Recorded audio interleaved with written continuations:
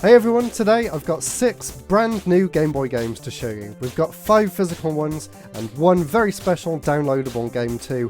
The quality does vary quite a lot in this video, so stick with me and let's check out the first game in the list, which is called Traumatarium. Here we go.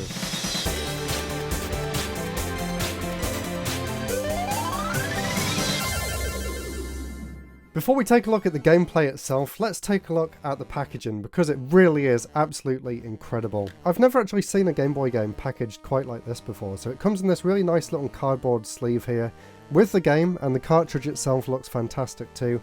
And then under this flap here, if we open this up, it's got a full colour instruction manual, which is really nice. So it's a really nice high quality print, you can see there, loads of nice screenshots. And like I said, the cartridge looks fantastic too. Look how high quality that is.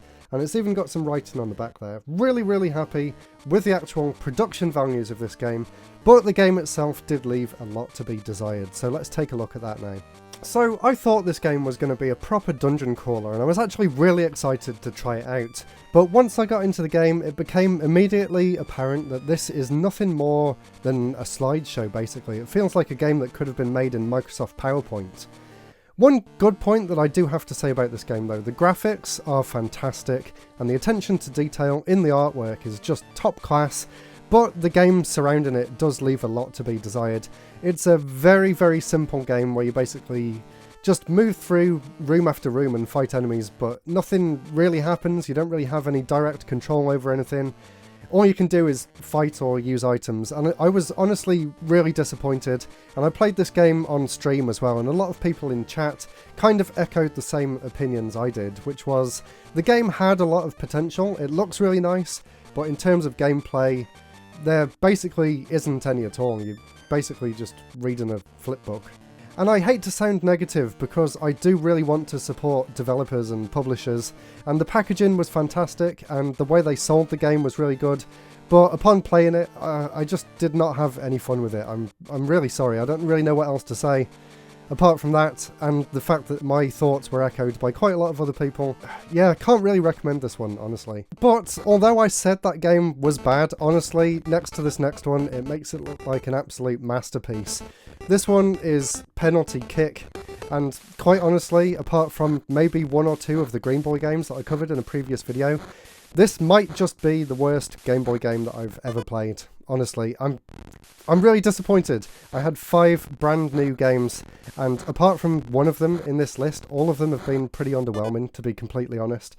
This one was published by Ferrante Crafts, and you can see again, of course, Ferrante Crafts are a fantastic company and a fantastic publisher, and they do really high quality cartridges, but I don't understand some of the more recent picks that they've chosen. This is hardly a game at all. Just like the other game, it basically plays like a slideshow and it doesn't feel like you have any direct control over the game whatsoever. You press A to start the game, and you press A again to choose a spot on the goal as to where you want to kick the ball, and then you choose your power, and then you just hope that it goes in. And that's basically the entire game. You have no idea which direction to pick, you just have to pick one. And then the guy who's shooting just slides slightly to the left or right. And apparently that's him kicking the ball. So I think the game's really struggling because the music's actually slowing down as the character moves. There's no control, there's no feeling of the fact that anything you do actually making any sort of difference in the game.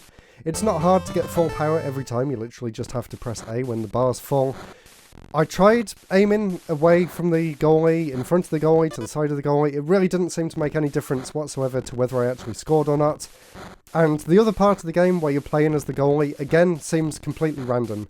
You can't tell where the opponent's going to kick, you just move left and right and press A and hope for the best. Editing Nick here just to come and add another insult to injury. I was just recording a bit more footage and look what happened. Yeah, this game is completely broken.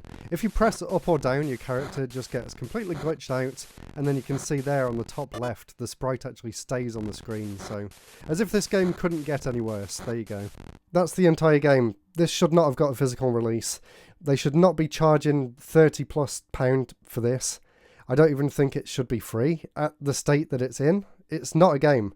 I don't really know what else to say, and I'm really upset about having to make this video. But I wanted to cover all the games that I've been sent and all of the games like this one that I actually spent my own money on. And I don't want to lie and say they're good because I don't want people to waste their money on these games, but honestly, it's difficult. It's really difficult. And again, I asked people on Twitch and they agreed that this is probably a 2 out of 10 at best. Am I missing something, guys? Am I being overly critical here? What do you think? Am I being fair? Why did they pick that over the many, many good, well-made homebrew games with actual gameplay? I have no idea. I need a cider.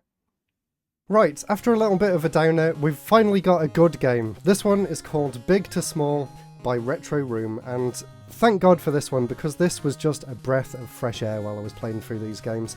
And again, it comes in a really nice package as well.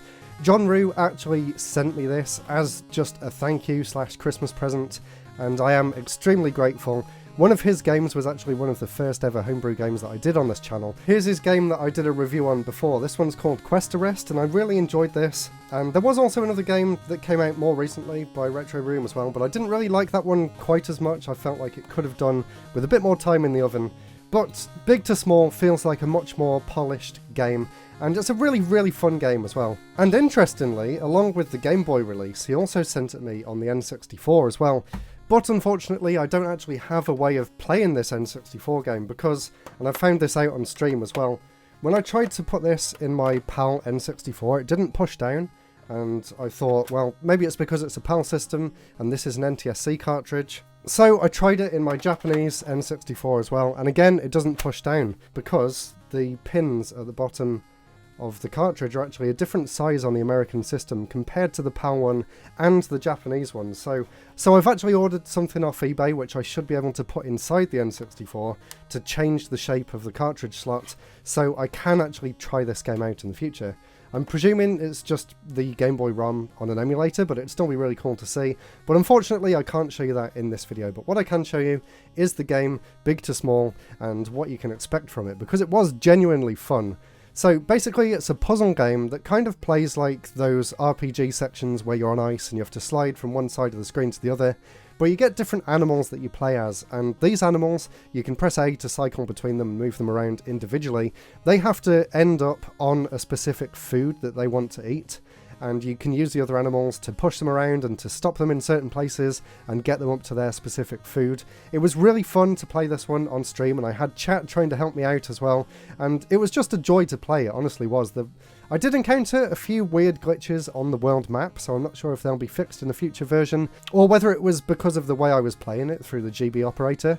Maybe if you play it on an original system, those glitches aren't there. I'm presuming it's some sort of memory management issue, but the main game itself played absolutely perfectly, and it was a great puzzle game, and it also had some really fun music as well, really nice, catchy renditions of old nursery rhymes and stuff, so highly recommend Big to Small, and maybe I'll do a follow-up to check out the N64 version in the future too.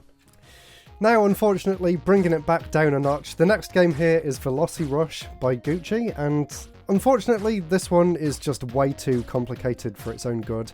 I get it, maybe if you're into drones you would enjoy this because it does have a lot of depth, but the way it's presented on the Game Boy leaves a lot to be desired. Basically, there's no depth perception in this game whatsoever, but the game expects you to understand when you should raise and when you should lower your drone in order to go up and down through different gates, but there's also some gates where you sort of need to do an S shape through them, and there's certain flags which mean you have to spin around and then go back through, and by the end of the tutorial my mind was just blown and I could hardly remember any of that, and then I started doing my own races and I was just fumbling at every corner.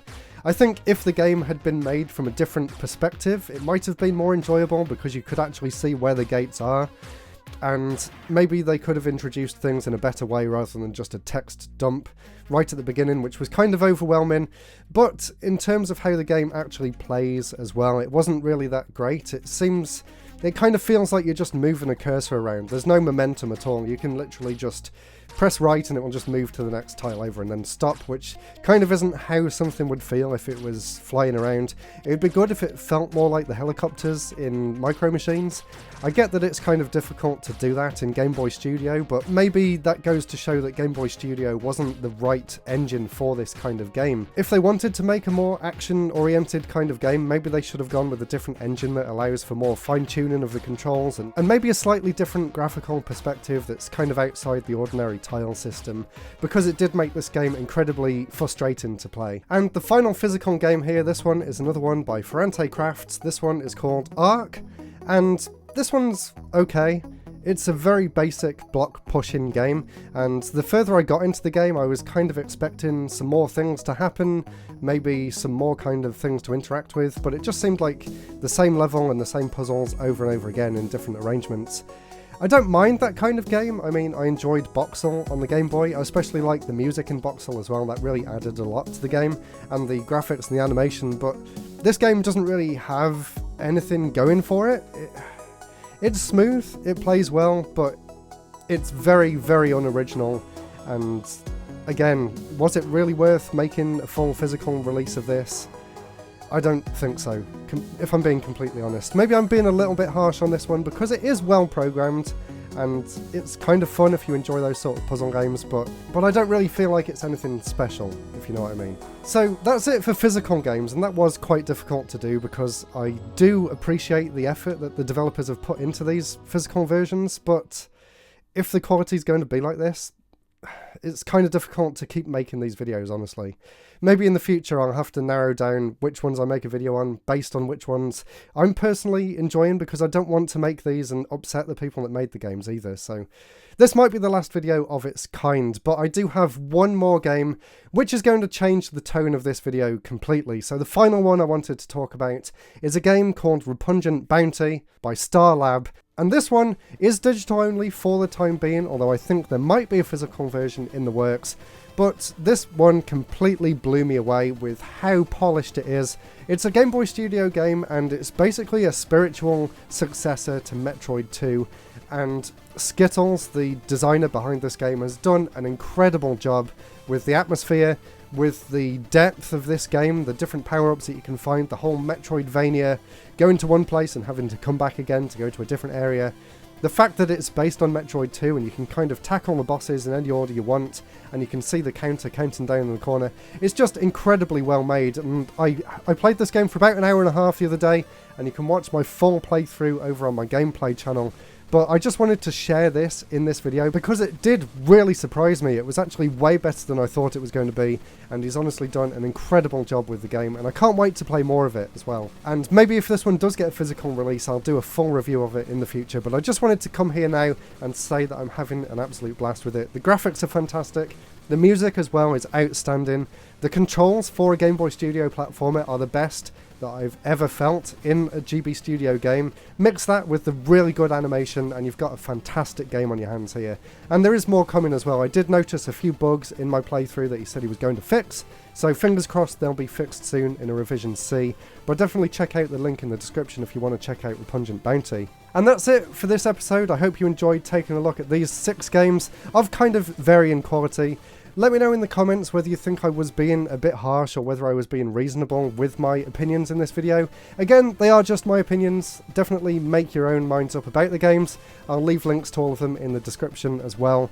And it was kind of difficult to make this one, so I do apologise if anyone did take any offence. I hope it didn't come across that way. I want people to make good games, and I want to be able to talk about good games as well. So I'll leave it there. Thank you so much. If you want to support me, check out Patreon to join everyone going across the bottom of the screen right now. And if you want to see more homebrew videos from me, then click up here and watch this playlist. I've done videos on about 100 Game Boy homebrew games at this point, which is just insane.